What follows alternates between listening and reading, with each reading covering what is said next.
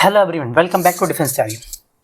जैसे कि हमने पहले कुछ वीडियोस में बात करी थी डिसआर्मामेंट क्या होता है और उसकी जो टाइप्स होती हैं वो क्या होता है, कौन कौन से एफर्ट्स किए गए हैं या उसके रास्ते में प्रॉब्लम्स क्या क्या हैं। तो आज हम उसी में आगे बात करने वाले हैं कि जो डिसआर्मामेंट है उसकी एक सोशल अचीवमेंट्स क्या हैं, यानी कि सामाजिक जो एक अचीवमेंट है वो क्या है, डिसआर्मामेंट से फ़ायदे क्या क्या हुए समाज को, उसके बारे में हम आज बात करेंगे। तो हमारा जो आज का टॉपिक है वो क्या है, बेसिकली सोशल अचीवमेंट्स ऑफ डिसआर्मामेंट। तो इसके बारे में बात करते हैं वन बाय वन करके, कुछ 3 या 4 पॉइंट्स में है। तो सबसे पहला जो इसमें आता है वो है promotion and welfare of and beneficiary deeds. यानी क्या हुआ कि जो निशस्त्रीकरण है उससे जो कल्याणकारी कार्य हैं, यानी कहीं पे कोई डेवलपमेंट का काम हो गया या जिससे कि समाज का कल्याण हो, ऐसे काम को बढ़ावा मिलता है। ऐसा कैसे होता है, जैसे कि शस्त्र जो जब हथियार हम बनाते हैं, जो शस्त्र उत्पादन होता है उसमें बहुत ही ज़्यादा पैसे खर्च किए जाते हैं। जो कंपनीज है वो हजारों करोड़ रुपए खर्च कर देती हैं एक हथियार को बनाने में। ऐसे भी क्या होता है कि बहुत से ऐसी कंट्रीज हैं जो जिनका कि पूरा का पूरा जो एनुअल बजट होता है वो एक हथियार बनाने में खत्म हो जाता है। तो ऐसे में बहुत सारी कंट्रीज जो ऐसा नहीं कर सकती हैं या जो जिनका बजट इतना कम है कि वो अपने आप को डेवलप नहीं कर सकती, तो उनको अगर जो कंट्रीज वेपन्स बहुत भारी मात्रा में बना रही हैं वो अगर वो धनराशि वहाँ पे यूज कर लें या उनके डेवलपमेंट में उनको दे दें, तो क्या होगा, एक तरीके से धरती पर ही स्वर्ग बन जाएगा। जो बहुत ही पिछड़े राष्ट्र हैं, जो बहुत ही पीछे हैं, जिनके डेवलपमेंट के नाम पे कुछ भी नहीं है, जहाँ खाने की चीज़ें नहीं है, पीने के लिए पानी नहीं है, हॉस्पिटल्स नहीं है, एजुकेशन नहीं है, वहाँ पे क्या होगा, एक डेवलपमेंट काम हो जाएगा। यानी कि वो एक सोशल डेवलपमेंट हो जाएगा, एक वेलफेयर की बात हो जाएगी। यहाँ ठीक है, चलो उनका कल्याण हो गया और ऐसे में वो जो है डेवलप कर गया कुछ आगे। तो ये हो गया एक बहुत ही अच्छा और बहुत ही इंपॉर्टेंट पॉइंट है इसका कि भाई जो हमारा अगर हम डिसआर्मामेंट करते हैं तो उससे क्या होगा कि जो समाज के कल्याणकारी कार्य हैं उनको क्या बढ़ावा मिलेगा बेसिकली। और जो छोटी कंट्रीज़ हैं उनको ऐसा भी लगेगा हाँ ठीक है, चलो हमारे लिए कोई तो वर्क कर रहा है, कोई हमें सपोर्ट कर रहा है, तो उनको एक हौसला भी बढ़ता है, वो अपने लिए भी कुछ और करते हैं, उनका भी एक तरीके से विश्वास बढ़ता है दूसरे लोग देशों में। नहीं तो वो क्या होता है, वो पीछे रहते हैं और पीछे ही रह जाते हैं।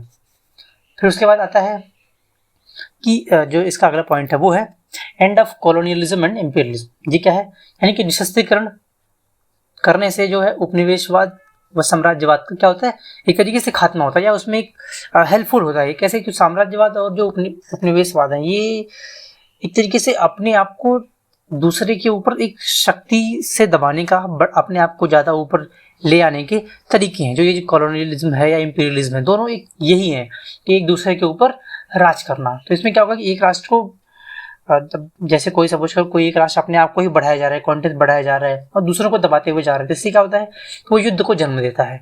ऑब्वियस सी बात है कि अगर आप किसी को बहुत ज़्यादा दबाएंगे, अदर कंट्रीज़ के सामने आप बहुत ज़्यादा तेज़ी से आगे बढ़ रहे हैं उनको पीछे दबाते हुए, तो ऑब्वियस सी बात है उनके अंदर एक असंतोष की भावना होगी और वो असंतोष की भावना क्या करेगी, युद्ध को जन्म देगी।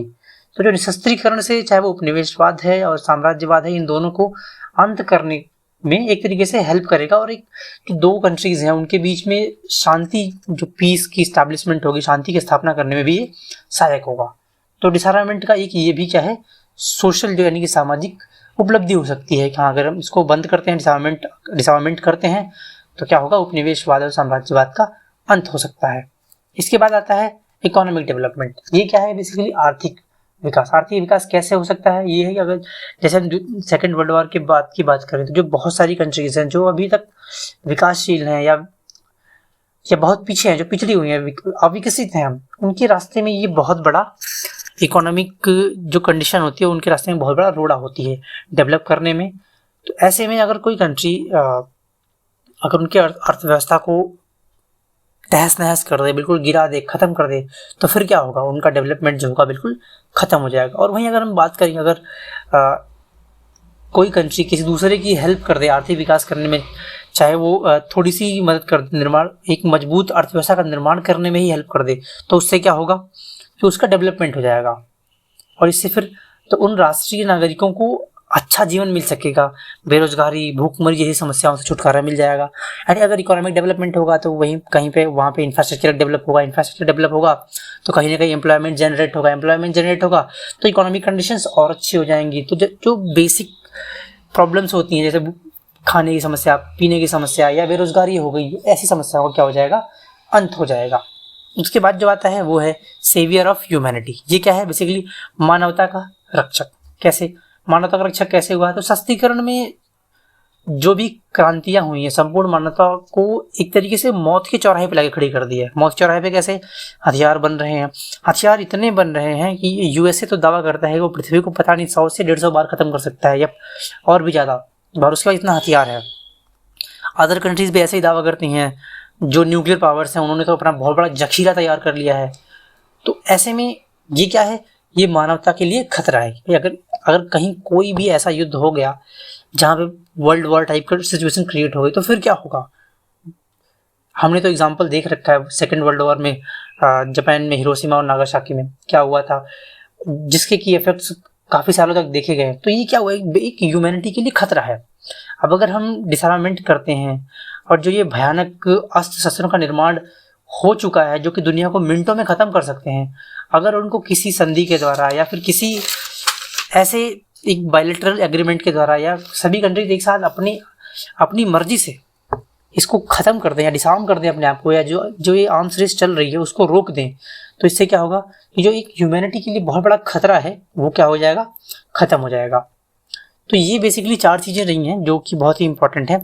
सबसे पहला हो गया कि भाई promotion of welfare and beneficiary deeds, यानी कि समाज कल्याण के कार्य हो गए जो कि जिसका प्रमोशन करता है डिसआर्मामेंट। दूसरा हो गया कि जो कॉलोनियलिज्म है और इंपीरियलिज्म है इसको खत्म करता है या खत्म करने की संभावना पैदा करता है, वो डिसआर्मामेंट कर सकता है। और उसका तीसरा है कि इकोनॉमिक डेवलपमेंट भी वो सहायता, आर्थिक जो समस्याएं हैं या आर्थिक विकास कर सकता है, आर्थिक समस्याओं को खत्म कर सकता है, भूखमरी और बहुत सारी। फिर है मानवता का रक्षक, जैसा कि आपको अभी बताया कि आप देख सकते हैं अभी रिसेंट का एग्जांपल हम लोग अगर ले लें तो यूक्रेन और वहाँ पे अजरबैजान और अर्मेनिया के बीच में जो युद्ध हुआ उसके बीच में कितना नुकसान हुआ, कितने लोग मारे गए। तो इसमें क्या हुआ कि लोग मारे गए तो ऑब्वियस सी बात है ह्यूमैनिटी के लिए खतरा हुआ ये। आगे ऐसे बहुत सारे हर कुछ सालों में, हर कुछ महीनों में कहीं ना कहीं कोई एक बॉम्ब विस्फोट हो जाता है, ऐसा हो जाता है, बॉम्ब ब्लास्ट हो जाता है जहाँ पे लोग मारे जाते हैं। ह्यूमैनिटी क्या है, धीरे धीरे खत्म हो रही है, ह्यूमन रेस जो है वो धीरे धीरे कम हो, हालांकि पॉपुलेशन तो बहुत बढ़ रही है तो कोई वो नहीं है, लेकिन जो ह्यूमैनिटी है वो धीरे धीरे खतरे में इस वजह से। अभी तो सपोर्ट के छोटे बॉम्ब ब्लास्ट हो रहे हैं तो कम लोग मारे जा रहे हैं, कहीं ना कहीं ये वर्ल्ड वॉर के रूप में कन्वर्ट हो गया तो फिर क्या होगा। तो इस वजह से अगर हम डिसआर्म करते हैं तो डिसआर्मामेंट से क्या होता है कि ह्यूमैनिटी की हमारी रक्षा होती है। चलिए आप लोग ऐसे ही बने रहिए हमारे साथ, आगे भी मिलते हैं कुछ ऐसी वीडियोस को लेकर के। चैनल को सब्सक्राइब करिए। Thank you.